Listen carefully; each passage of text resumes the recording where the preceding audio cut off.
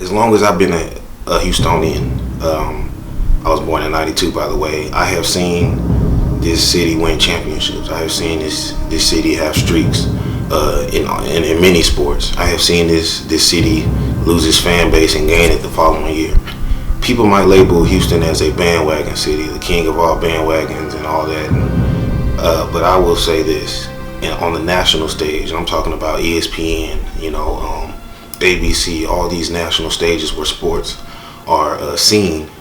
And when they talk about Houston, we always get overlooked. I would have to say, even when Hakeem Olajuwon and Drexler and all those guys won 2 back-to-back, the first thing that people said was, oh, Michael Jordan wasn't here. If Michael Jordan was here, we would have won. But my thing is, Jordan did play in the second season. People don't even remember that Jordan played in the playoffs when he came back. And we still won the championship. Matter of fact, the team that Jordan lost to, we swept. So you think about that. You think also about how people always criticize the quarterback play, which I will talk about today. This is 2-minute warning. I'm Reggie Haynes, and I'm about to lay it down on you guys.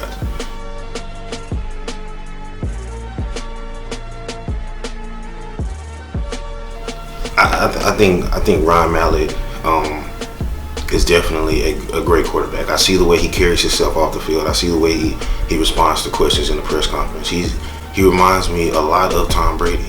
People always say, Hoyer was behind Tom Brady as well. But with that being said, Hoyer has been giving fair chances. He had his chance in Cleveland. At the start of the season, he was doing phenomenal.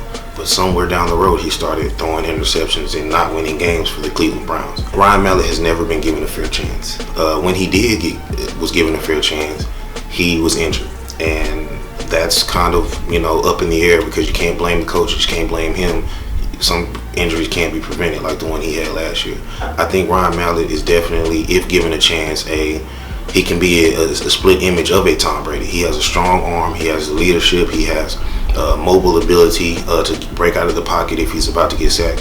He has great awareness. I've been studying this guy for a long time, back in Arkansas, up to his Patriot years, up to his Texans preseason years, because that's really the only chances I've seen that he's gotten, other than the last 2 games that he played last year, one of them being hurt. I think Ryan Mallett, given a fair chance, hopefully Bill O'Brien does give him one, people will be talking about Ryan Mallett and the Houston Texans rather than J.J. Watt and the Houston Texans, because people look at J.J. Watt as the savior of Houston. Don't get me wrong, one of the best players, probably the best player in the NFL. But I believe if Ryan Mallett given a fair chance, he can become an elite quarterback, because he has sat back and watched the greats play for a long time, but he has not given a fair chance. And I think what Bill O'Brien should do is let Ryan Mallett go out there and do his thing, trust him, let him trust his offense, and hopefully things will, work out for him. I say give him about 5 or 6 games.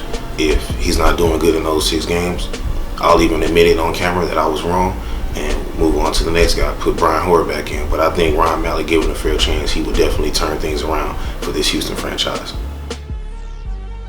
Good luck to the Houston Texans this week as they play the Carolina Panthers. Carolina Panthers, we all know, has a phenomenal quarterback in Cam Newton, and they have a phenomenal defense. I think with our defense, we're very strong, especially in the linebacker and defensive line core. Just added Vince Wilfork. He looked strong in his first game. No tackles, though. Brian Cushing, 10 tackles. J.J. Watt, 9 and 2 sacks. And I think if they disrupt Cam Newton's game plan, they'll definitely control, the scoreboard and keep Carolina from scoring. Our main thing is trust the quarterback that I agree with. I think Ryan Mallett is the guy.